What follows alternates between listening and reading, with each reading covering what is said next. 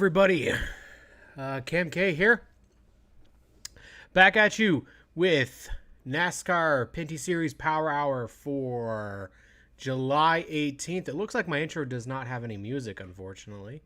It looks like the music did not come through, so just let me know if you were able to hear it, because I don't think I was able to. So I'm not sure what happened there. But as long as you guys have me and you can hear, then that would be great.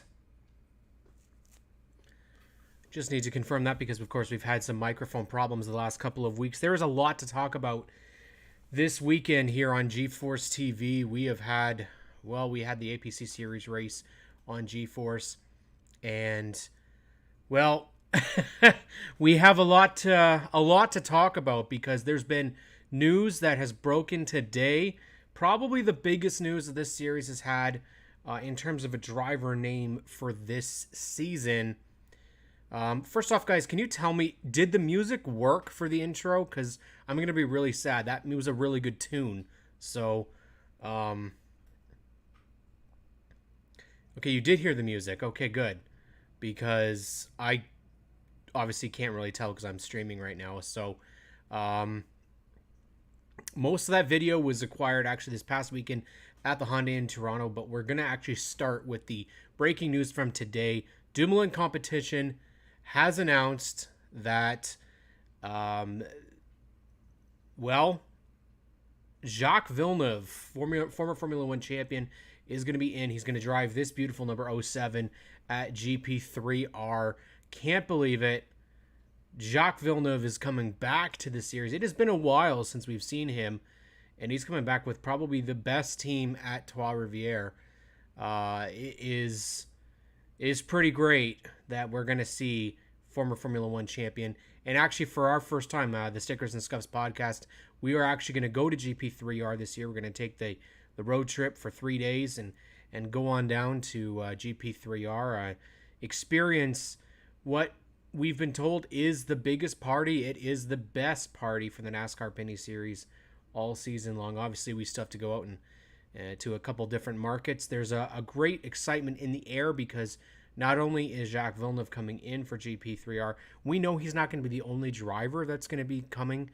We typically see a bigger fields when we do go out to GP3R, and maybe we'll see some other surprises. Obviously, you've got the Oshweekend Dirt Race, Delaware. I think we're going to see... The car counts have been phenomenal so far this season. Absolutely phenomenal. We'll get to who we can expect to see potentially at Edmonton as well. And that count is looking good as well. So there's lots that we have to get into. Obviously, we'll talk about the race at Toronto, which was a fantastic event. Once again, it is nice to be back home and having the NASCAR Pinty Series around the streets of Toronto.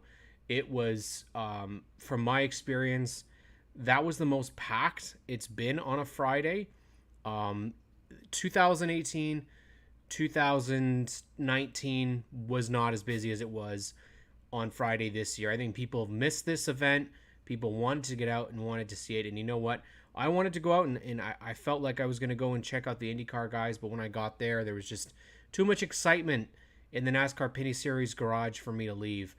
There were so many people that came up and said hi, and team members and people within NASCAR, people that were fans, longtime members of the podcast that came up and came and said hi. And I mean, the news just keeps getting better and better. We've got this. I heard a lot of interesting tidbits that could mean even next year will be even more exciting. And I'm not joking when I'm saying this. Like this, some of the stuff that I'm hearing, guys, it's pretty great. And if it does happen, obviously there's a lot of talk all season long. It's just what actually is going to end up happening will be very, very interesting. But I think there's a lot of excitement. There's also, obviously, there's people that were upset at not being able to watch the event or follow along with timing and scoring. I definitely agree that is something that needs to be fixed. I'm not sure exactly what the reason was in Toronto, but that didn't affect just Pinty's series. When I got to the track at 8 o'clock in the morning, there was no timing and scoring on the scoreboard for all the junior divisions as well. It just seemed to be down the entire day. Not really something that I think should be happening. I agree. A lot of people in the page that were commenting that it's supposed to be the NASCAR's premier series in Canada and it didn't have time and scoring. We have to remember we share that with the other facility, with the other series that are in Toronto. So it was everybody kind of in the same boat. But 25 cars came out, and we were worried that it was only going to be 24. But I'm actually going to remove this picture and go back to our main shot here. I just want to say thank you to the World Wide of Motorsports, the Wide World of Motorsports. I always do that. The Wide World of Motorsports.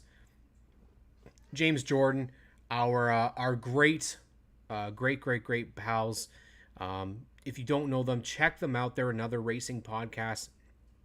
They're always at the Pinty Series events and covering them. They do an amazing job. Michael Wallace and James Jordan, they're so much fun. Also, I see Riegser is in the chat here.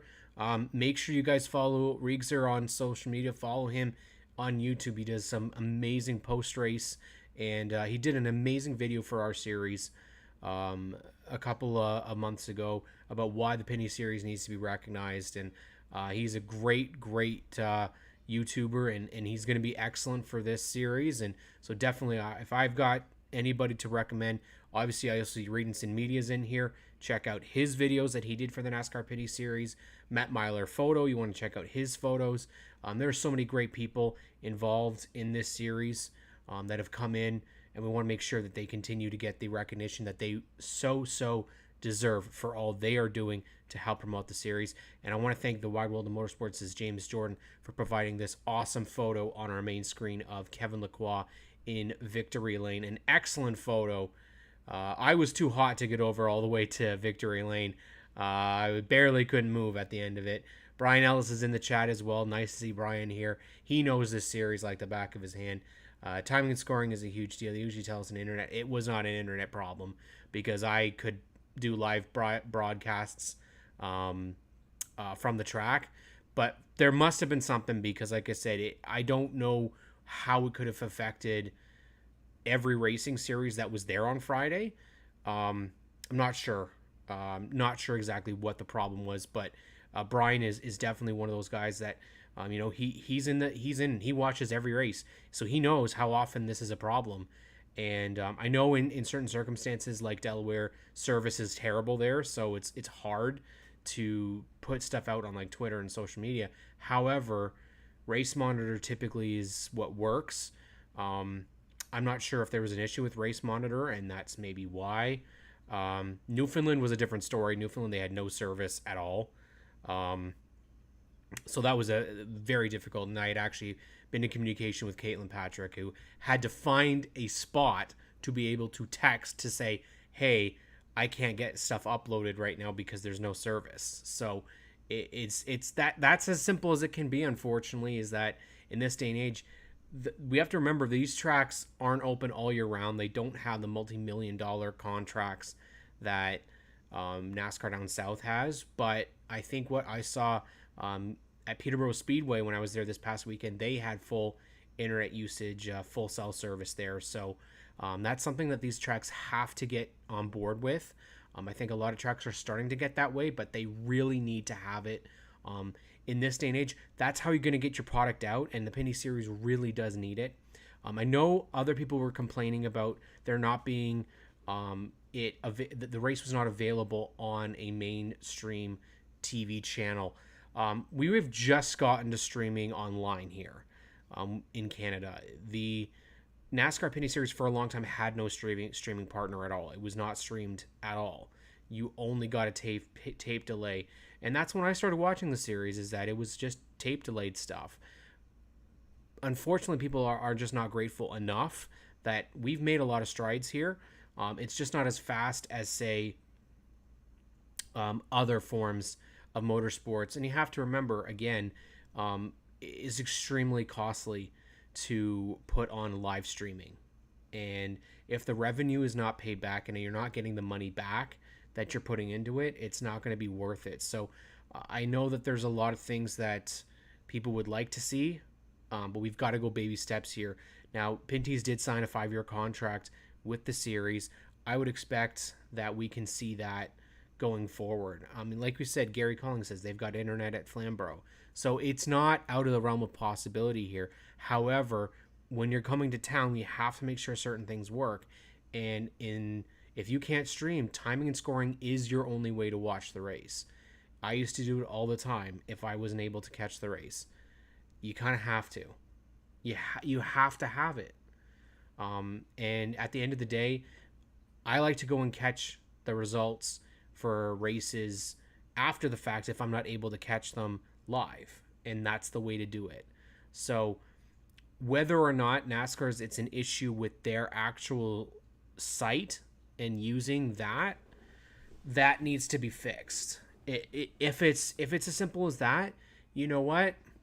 Maybe we need to try something else. Maybe it's not streaming on NASCAR.ca. Maybe you have a timing and scoring literally on Race Monitor. I know that might not be what NASCAR wants, but if it works, why not?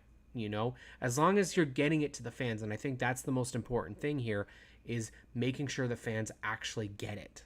Because people texted me while I was there at the track, and it is a problem. Because I can't do anything about it, and I would love to. I'd love to be able to say, "Oh, I can do this and I can do that." But if I'm not mistaken, I don't believe that whole NASCAR.ca site is even operated fully here. Like, I believe there's like a webmaster and the team here has to like send stuff. But remember, NASCAR here is still under the NASCAR umbrella, so everything that they do has to get approval, right? So I'm not entirely sure how the online presence is going to change, but I would expect that we're going to see it in the future if we continue this forward momentum. I'd love to see a really big and interactive website with race highlights, lots of photos, fan sections, team sites, like links to all the teams and their social media. I think there's a lot of stuff that we can do there. Full driver profiles with pictures of their cars and their sponsors. I think it's so important that we give as much out there as we can. I mean, perfect example is one of the things that Adam Ross always does on and even Adam Ross, Greg Kalman, what they do is they talk about the sponsors when they do the intros. So like something like that would be really nice to see. So Gary Collins says he was there and the signal went down a couple of times. So again, it's, you know, if we're relying on Rogers and Bell around here, that might be the problem. But yeah, there's always going to be problems with it. We'll see what it's like out west. You know, we'll have to see. It could be something as simple as conflicting signals. You know, we had people asking actually in the chat, and Brian and Gary would probably both know this as well, as to frequencies and are they made public and are they available for people to listen to. Somebody in the Facebook page actually had said that he did racing radios for several years and they didn't really get enough attention to warrant continuing to go to the Pinty Series events. So hopefully we'll continue this upward trend, and I think that's the biggest thing that we have to remember is we want to take things on a positive note and continue trying to make the series better. And I think that is one of the things that we can do is continue to offer our support and say that we want to see stuff live. We want to do this. We want to do that. It's tough. I mean, there's a lot of things that you can do, and if equipment fails, equipment fails. There's nothing that we can say. Consistency is obviously always the hardest thing. But we have to remember, again, a lot of these facilities, they don't get the big time NASCAR there every week. So all of a sudden, when you got people coming in that expect it all to be perfect, it makes it a lot harder for issues to happen. Now, this wasn't the biggest news, the only news that happened this past weekend. This past week, we also got announced of another driver that is going to be joining the series at Saskatoon. And how about this? Kyle Steckley is going to be driving the APC Chevrolet. How beautiful does this car look? And how nice is it to see a Steckley back behind the wheel of a number 22 car? 2 races at Sutherland Automotive Raceway, formerly Wyant Group in Saskatoon, next Wednesday. And you know what? Kyle just won the APC Series race this past weekend. He's been killing it in the late models at weekly Delaware races. So he's coming in with a lot of momentum. And you know what? I'm all here for it. We've been able to connect with Kyle Steckley quite a lot with the podcast, and we are huge fans of him. And you know what? I think he's got a good car behind him, good crew behind him, and you know what? This is awesome to see. So we're gonna have Lapsevich and a Steckley back out on the racetrack as we head to Sutherland. But obviously, we are here to talk about the past weekend's race, and that, of course, was at Toronto. For a fan's perspective, it was hot and it was crowded, which is absolutely what we want to see. Got to see Todd Lewis out there, which was awesome. Todd walking around. Kendra was there doing the broadcast. Adam Ross, Dave Bradley was hanging around there. You know what? I'll say, guys, the crowd was fantastic. I got to be there for the driver's autograph session, and the amount of young kids that were there, that were women that were there. There's going to be so much that those kids are going to remember from this series. There was a lot of confusion, unfortunately, when it came to that and where the location was. So obviously that, and I think it's just a generalization to the Honda Indy Toronto, is that there needs to be a bit more clarity where everything is supposed to be, because stuff changed on the fly, like the day before it changed. And yeah, absolutely, Gary. I mean, I could listen to Todd and Rob talk and commentate grass growing. It literally is the coolest thing, and they're so good at what they do. It was awesome to have 2 Canadian voices also being the voice of the Honda Indy Toronto all weekend. So let's get to the results here. It was a pretty chaotic 35 laps. A lot of cautions actually in the race to start off, and we couldn't really get into a rhythm right away. However, the biggest story at the start of the race was that Marc-Antoine Camirand had to start at the back due to a penalty. Now, I'm not entirely sure what the exact penalty was. All I can say is that it did not affect him at all, because he stormed through the field once again. We had a couple of returning faces, which was awesome to see. Matthew Scannell and Brent Weller made a start. Once again, Peter Kloot, who we typically see. Daniel Bois, LP Montour. A really solid day for a lot of guys. And that's what we're going to point out in the results here. Yes, there's the typical results that we see with Lacroix, Ranger, Dumoulin up there, Gary Kloot up there. Somebody had posted on social media, Gary Kloot's the only driver with the top 5 in every event so far this season. I don't think anybody would have really thought that going in, but you want to say this, smiling assassin, he is quietly in that points hunt. Kevin Lacroix, of course, getting the win. He wasn't driving away, however, from Andrew Ranger. I think he could have very well still have lost that race, but he ended up making a solid move. And it was great to have such good competition at the front. LP, Dumoulin, Gary Kloot. Alex Tagliani really didn't seem to have the best car, which was odd because he's so good in Toronto. And then, of course, these are the names that I found the most interesting. And they, of course, Daniel Bois, LP Montour, Marc-Antoine Camirand. And I'm going to actually throw in Dexter Stacey in there as well. Dexter's result isn't indicative of how he was running. He got into the tires late in the race and was running up in the top 5. I think he was battling for like 6th place at the time with LP Montour, and I believe they may have made some contact because I know he got into the tires. And LP Montour had come around. I'm expecting that maybe it was LP only because he had the front end damage on his car. And I don't know what else to say other than that 92 car looks so good this year. Dexter's really seemed to got a lot more confidence, especially after that third place finish. His road course program is definitely way up there compared to where he was a couple of seasons ago, really.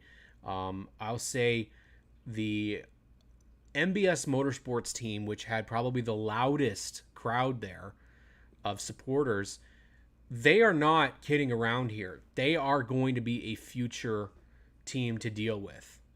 Absolutely impressive. They were in the top 5 at Mosport before they lost fuel pressure. They finished in 7th place here today. They were as high as 4th again before Daniel had contact as well. I believe he said he got into the tires. He is, it's not just Daniel, but that team, if they run full time, I think that they're right up there as being very, very dangerous, because you don't come into the series and automatically do that well. It just doesn't happen. Now, that being said, Daniel Bois is a fantastic driver, as Brian says here. I really, really think that some of these guys we're not going to see this dominant we haven't really seen it this year. Yes, Marc-Antoine Cameron has been very dominant on the ovals, which is definitely true. He's led the most laps, but there's other guys who are really having a great season. But one thing that's been very noticeable is, aside from Cameron and maybe Lacroix getting the second win here, there really hasn't been week in and week out dominant drivers. It really hasn't been. Everybody has seemed to have good and then bad weeks. Oddly enough, like Trayton Lapsevich has only led 3 laps this year. And that's not indicative of what now could be just the sophomore slump. Absolutely true. But that, I wouldn't expect that from him, like that. Maybe that's, we were not, LP Dumoulin's been very quiet. I think DJ Kennington, same thing. Just kind of there in this race today, or on the weekend. He really wasn't that competitive. But if you look at Sam Fellows qualifying 12th in Jim Bray's car, that's an amazing result for him. And then to finish 14th, fantastic race. Fantastic for Sam Fellows. You continue with Ray Jr. Quartermash, and Ray Jr. has been in this series for so many years and really has never been in a competitive pack. I'll tell you, he finished on the lead lap this year. He wasn't completely out to lunch in the car. He had an amazing race, and he finished in 15th place. And for him, that is fantastic. I think somebody sneaky good is that number 1 of JP Bergeron. He's just been consistent. I think another guy like TJ Renamoto had another solid run at home. Somebody who continues to be good on the road courses, doesn't make a lot of starts, and really does need that support, that partnership support, is that 99 of Matthew Scannell. 12th place, started in 9th. Again, another guy who, give it some time, give him some partnership, some assistance. I'm extremely impressed. You look at him, Daniel Bois, Gary Clute, they are taking it to the rest of the field here. Now, I think it's still going to be extremely hard to beat the top 3 on the road courses, and the top 3 in the road courses are the top 3 in the race. Actually, I would say the top 5 is essentially the top 5 who you would expect to see up there. Throw in Cameron as well. It was just remarkable. It was absolutely remarkable of a race. Back and forth, contact, passing. The field really never got as strung out. The top 3 got strung out by a large margin. That was absolutely true. I think somebody else I'd want to see in the future is LP Montour. Another young driver, but you know what? He seems to fit right at home in these cars. And I think he'll be really good at GP3R as well. He seems to be, again, he's learning. He's getting a lot of confidence behind the car. Rick, it was so nice to meet you and Mac and your buddy as well. And it was so cool, man. It was awesome to finally get to meet people that we've been talking to for quite a while, actually. So yeah, I think overall, these results are indicative of a fantastic race. We didn't see anybody wadded up crazily. We did see Mark Dilley got some significant damage, and so did the 66 right off the start. Wallace Stacy and Glenn Stiers had made contact, and unfortunately made contact, and it took him out really early. Larry Jackson had mechanical problems. Stiers as well had a mechanical problem. Peter Kloot, who was doing pretty good, had a mechanical issue. And then, of course, Brian Cathcart, who I did get to chat with. He did say, I think some of the statuses here are actually incorrect. I believe it was an electrical problem for Larry Jackson. It was a transmission for Glenn Stiers. It was an axle for Brian Cathcart. And potentially maybe it was a suspension issue for Peter Kloot. But that was what they had told me when I was at the track. Now, that's the results from Toronto, which, of course, 25 cars, fantastic race. Let's take a look at how things have changed. All right, so I'm going to be hidden behind these point standings because there's a lot to look at here. Kevin Lacroix jumps past Marc-Antoine Camirand into the point standing lead, but he is only 3 points ahead. Again, you look at the difference, 443 laps led over 71. However, the average finish is a little bit better for Kevin Lacroix, 5.4 to a 6.0. Now, 3 points is not indicative of who's going to win the championship. Absolutely not. 3 points can swing in one race. Marc-Antoine Camirand, of course, without that penalty, he would have been in contention. We know that he would have started up near the front. He lost his starting spot. I'm not sure what's going on there, but you know what? That 96 team has been the fastest so far. We'll see how they do when they're back on the ovals this weekend. Gary Kloot solidly in third place and now has a little bit of distance to make up. He is 8 behind the points leaders. But again, 5 top 10s in 5 races for Gary Kloot. We knew that Gary Kloot needed to be in this series full time, and he would do great things.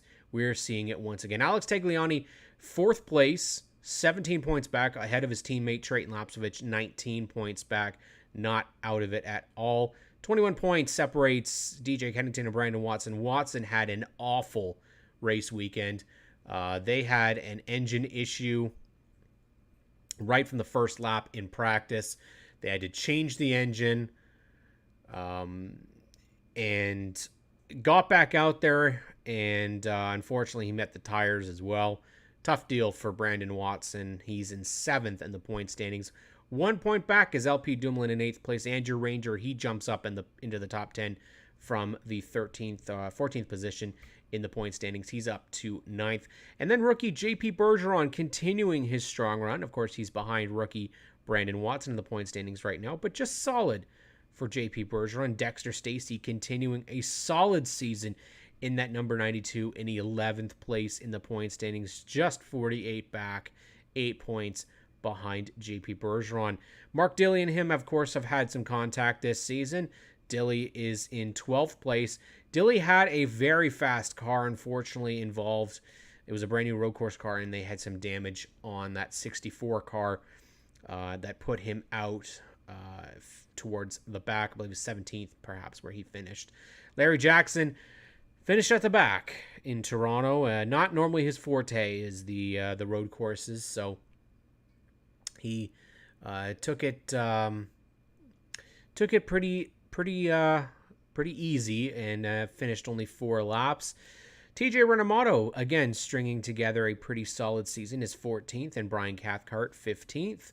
Wallace Stacy, you know what I'm going to say about Wallace? If he didn't have that damage, it would have been very interesting to see how he did, because he and Glenn Stiers are both starting to get very comfortable with these race cars, and they sit 16th and 17th. 17 full-time drivers so far this season. Rafael Lessard sits 18th. We expect to see him back in the number 8 car this weekend. Brett Taylor, who took this race off, We'll expect. I did check in with Brett Taylor. He is doing okay. Everybody that was asking about him, he is okay. Everything is okay. They're just making some changes to his schedule. So don't expect that we'll see him out at GP3R either. But he should be back, obviously, this weekend, running close to home at Edmonton and then on Wednesday at Sutherland Automotive. Sam Fellows, of course, only made his fourth start of the season because he did not race in Newfoundland. Talked to Sam. Not sure if they're going to be out west. It doesn't sound like the 98 is going to be out there, unfortunately. They do need some more support. So if you know anybody that's willing to help out Sammy Fellows, they can definitely use that support on the number 98 team. If you need to, if you have somebody, reach out to me on social media, and we can definitely put you into contact with Sam. LP Montour, 21st in the point standings. Daniel Bois in 22nd. Matthew Scannell, Ray Cordemosh Jr., and Brent Weller. That is your top 25. Didn't go much more than that. Didn't want to go too in depth, but we right now have 32 drivers that have competed so far this season in 5 events. That's absolutely amazing for us to have that many drivers be a part of the season so far. What's great is that there's been so many great storylines, and while Kevin Lacroix is still chasing that first championship, so is Marc-Antoine Cameron, so is Gary Clute, so is Alex Tagliani, so is Trayton Lasovich. You have to go all the way back to DJ Kennington in 6th place and LP Dumoulin and Andrew Ranger. So at this rate, we could see a new champion this season, and that would be a great season champion to have, because they would have had to have beaten one of the toughest fields that we have had in a long time. And I'm going to throw out a name and say really something that was awesome to see when I was there on Friday. My buddy from Ohio, his name is Andy Lohr.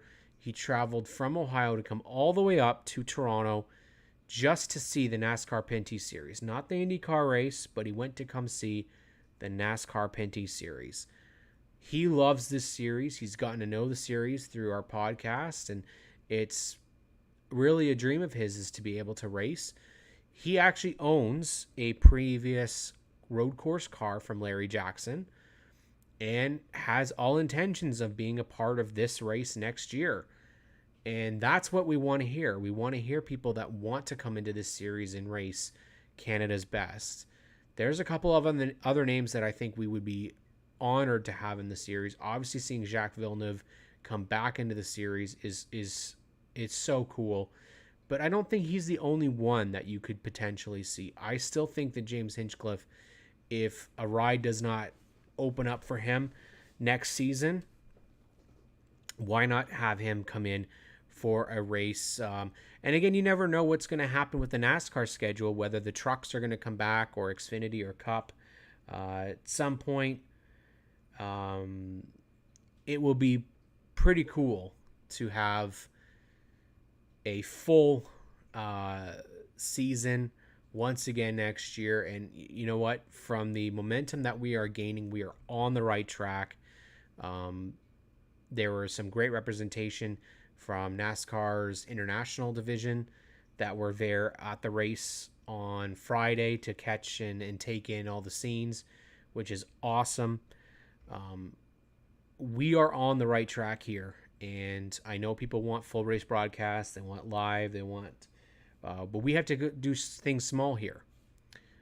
Small by supporting your drivers through their merch and supporting their sponsors and sending thank yous to their sponsors. We got to talk to somebody from O'Neill Electric at the racetrack, and I made sure to thank him for all he does, and that is a big deal for him coming on and helping Larry Jackson. We have the best series in my opinion. The people are just amazing.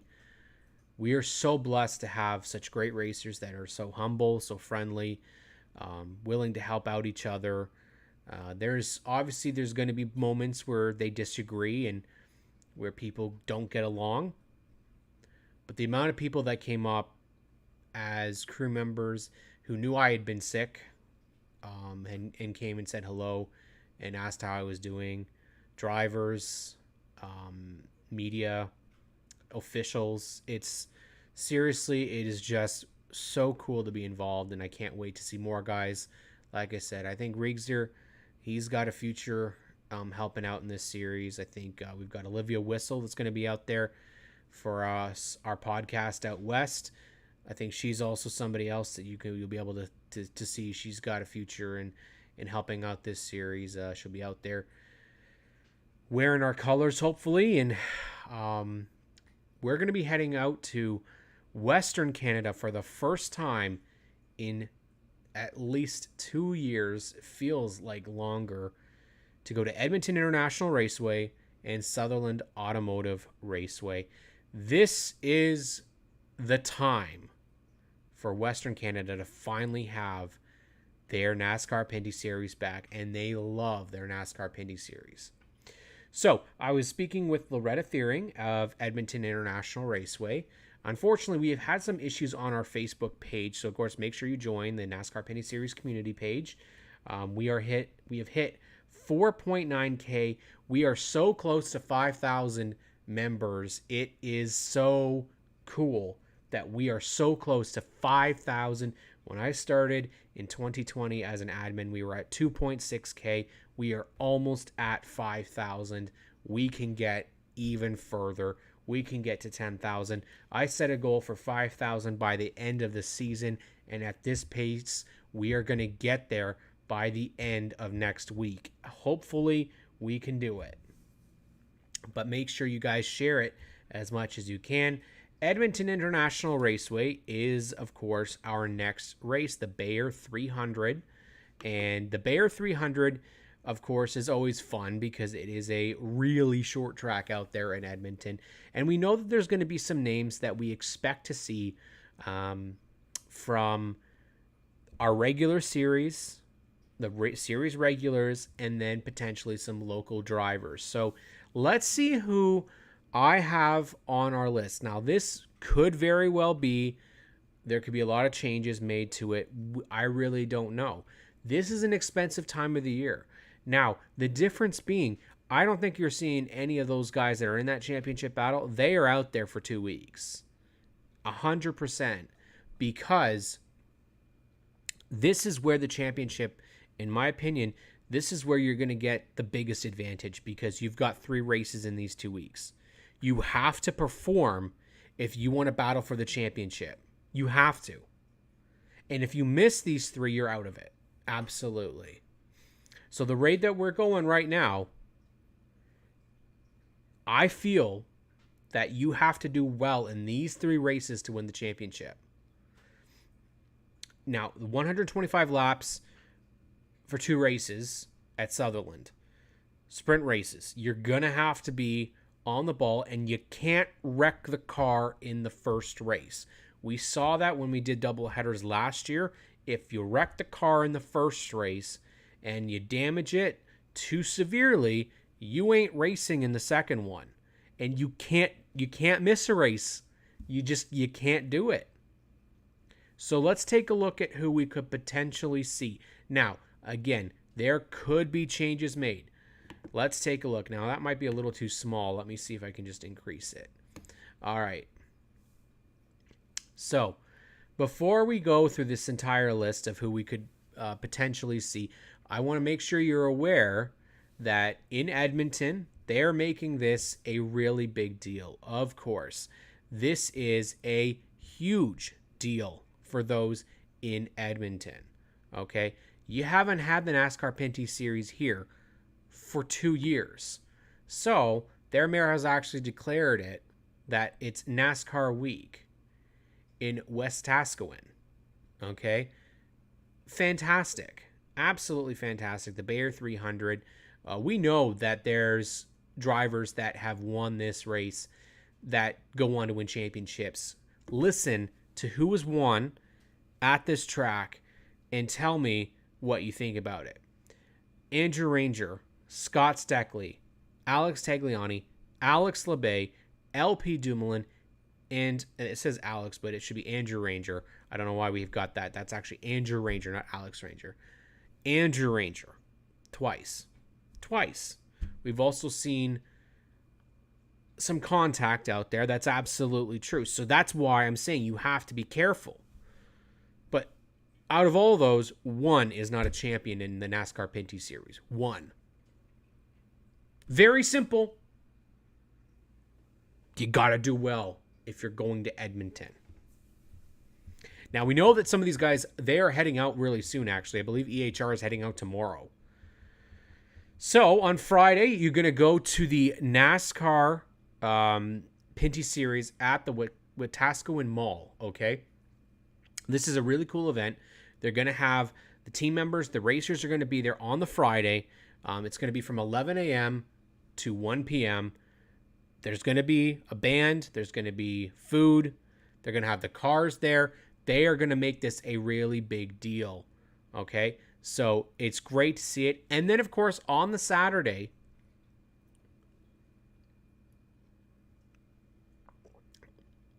in the morning, there is going to be a hauler parade. And it's the first time they've done one. It's going to start really early in the morning. But you know what? This is becoming a trend. We saw it in Newfoundland.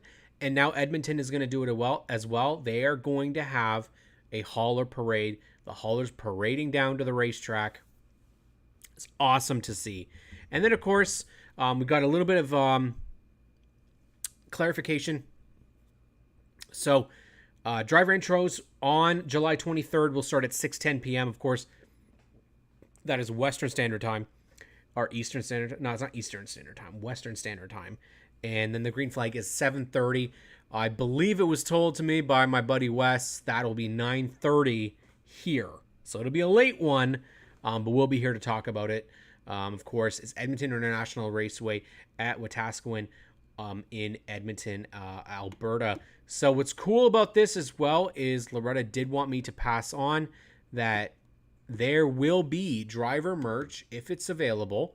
There'll be driver merch out there in their souvenir shop, which is awesome. So drivers and teams have the option to sell their gear, their stuff out of the Edmonton shop, get it available for their Western fans. That's going to be so cool. Yeah, that's true, Rick. I actually think, if I'm not mistaken, he might have won. Kyle Steckley's Rick's point here. If Kyle Steckley wins his debut, 3 wins in 3 different series, yeah, that would be pretty good. If I'm not mistaken, too, I think he won his debut in the APC series. I'm not sure if he won his debut. He didn't win his debut, though, in the weekly late models at Delaware. But it would be pretty impressive. So here's what we got on the list. Now, this is my list. This is not NASCAR's list, okay? There's chances that this is going to change. Now, one of the names that I always look at is Glenn Stiers. I don't know if Glenn's going to race every week. I would believe so, because I believe his intention was to run full season. As of right now, I'm going to say the 0 car is going to be there. JP Bergeron, we expect. TJ Renamato, Brett Taylor. Rafael Lessard, of course, it's an oval race, so Rafael Lessard should be back in the 8 car. Brandon Watson, DJ Kennington, Alex Tagliani, Trayton Lapsevich, Andrew Ranger. Western Series drivers. Now, Jamie Krizik had mentioned that he would be doing both early in the year. Hopefully that is still the case, and we haven't seen the 34 in a couple of years, so it'd be great to see him. And we also haven't seen our girl, Chantel Kalika, in the 43. She's already confirmed that she's going to be doing both of those races, Edmonton and then home in Saskatoon. So excellent to see the 43 out there. LP Dumoulin, Gary Clute, Mark Dilley, Wallace Stacy, Brian Cathcart. Again, I'm not 100% sure if Brian is going to make all the races, but as far as I know, he's going to try. Kevin Lacroix, Donald Teege, of course, will be back because it's an oval race. Larry Jackson, Dexter Stacy, and Marc-Antoine Cameron. Now, I'm going to say I don't know of any other potential, the keyword is potential entries for Edmonton. I'm trying to think right now, though, if I've maybe goofed here, in that 28 of Matt Shirley, which I may have actually goofed here, is if he was doing the race in Sutherland or he was doing it in Edmonton. And that is my mistake because I'm not 100% sure if which one it was. Because the 28 car will be there in one of those races, obviously, for DJ Kennington Racing. However, I have now forgotten which one it was. So I'm just going to check here to confirm the source and see whether or not it was Edmonton. No, okay. It was going to be Sutherland. Okay, yes. So to confirm, he will be at the Twin 125s. Now, oh, I see what you're saying, Rick. Yes, he would have won 3 straight races. That would be impressive. I don't know what he's doing, though. Are the late models off? I would assume they must be off this Friday, then. Right? If he's going to win 3 in a row. Unless he's, like, flying out on the Saturday. I mean, if they're racing on this Friday, then it won't be 3 in a row. And then he'll... whatever. It's an interesting story either way. And if he does, I think there's a story right there. So Matt Shirley won't be there. It'll be but the 28 car will be with DJ Kennington for Sutherland. So for all we know, maybe there's going to be another 28 car being run before Matthew Shirley does it, but I wouldn't think so. So that's the full field. Now, like I said, the 22 car field is tight at this racetrack. I'm not sure how comfortable everybody's going to be to like really ham it up because you've got Sutherland. You don't want to go out there and just destroy something, right? That's going to be the worst possible thing to do would be to go out, have a great chance of winning. Now, I would go out and say that to me, this race at Edmonton fits Brandon Watson in like all forms. Like I think he's going to be really, really good at Edmonton. Now, interesting enough, in 2019, we actually did Saskatoon. It looks like we did Saskatoon first and then we did Edmonton. This time around, we're switching that and we're going to Edmonton first and then Saskatoon. So I'm just checking back. Yeah, see, so, okay, we had 17 cars the last time we were at Edmonton. And if all of those guys show up, we're going to have 5 more. 22 cars on that little track is going to be absolutely bonkers. And then let's check what we had at Saskatoon. We had 19. It says 19, but then it said 17 at Edmonton. Yeah, so let's see. I only know of Jamie Krizik and Chantal Kalika. I don't think there is anybody else to be expected unless it's going to be a surprise, which who wouldn't want a surprise, right? Yeah, it doesn't look like we had anybody other than those 2.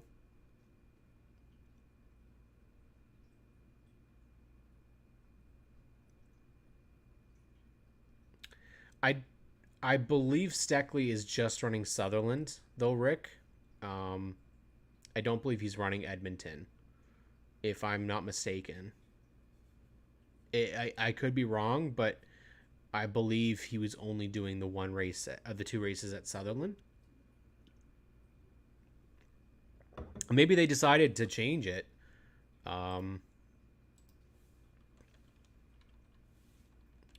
I would be okay with either one of them because I think the more experience that Kyle has, and I mean, I think we're gonna expect him at Delaware. He's running weekly as well, right? So it would make no sense for him to not be a part of the Delaware race as well, right? So, yeah, it just says Saskatoon on their site. It does not say. Yeah, it says he's set to make his debut during the series Western Swing in Saskatoon, so not Edmonton. So it's very interesting that they're going to have additional cars there, but they're not going to run Edmonton. Are the Dowlers still racing? Adam and Noel Dowler are still racing, Rick. However, they race in the RS1 series. They've actually won, if I'm not mistaken. Both of them have won in the series. I would be totally cool seeing Adam and or Noel Dowler running in the series again, but as far as I know, there's no plans. I know that they had sold all of their Pinty stuff a couple of years ago. I remember it being on the race parts and stuff for sale, which was disappointing because I always thought he would be good. Jason Hankiewicz, who also ran out west, I know he's selling 2 cars as well. So I'm not sure if we're going to see anybody else like Nick Jewell, who typically would run out there. Luke Haukus. Not sure if we're going to see either of those names back in the series.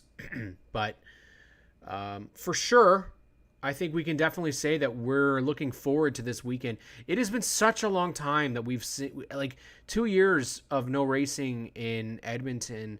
I say 2 years, but technically it's 3 years because it's going 2019, then we had 2020, 2021.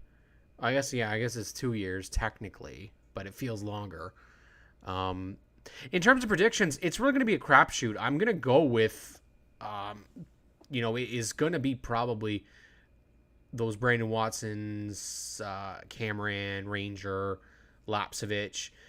What we've seen, though, is how important qualifying is.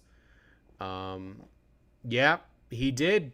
Rick, Kevin Dowler used to come all the way out here. And for a good bit, Noel did as well. Noel used to run the full season in the 5 car, but I don't know kind of like logically for them, RS1 is a way better deal, run way closer to home. I would love to see more of these guys like Jamie Krizik has actually run. He came, and Chantal Kalika actually as well. They both have come all the way down into Ontario to run the races in Jukasa previously. So maybe we go in, they make the trip to Delaware. I know we're trying to make Delaware the big race at the end of the season, and it will be. I think with all of those other racing series that you're going to have there that weekend, there's entirely possibilities that you're going to see the weekly late model races. I would love to see like Ray Morneau. You have the Haars, Carl and Daryl. They've also been selling a lot of stuff though too. So I think they might be. Both of those guys I think are completely out of it right now. But it's going to be fun for sure. Edmonton definitely deserves. Western Canada deserves to have the NASCAR Pinty Series out there, and it's really going to be, I think, a story as to who comes out of that race with the win and who comes out of it with the points lead. Because again, as I've said, it's really kind of been a crapshoot all season. Week in and week out, Cameron has really been the only guy who has always been up front and leading the laps.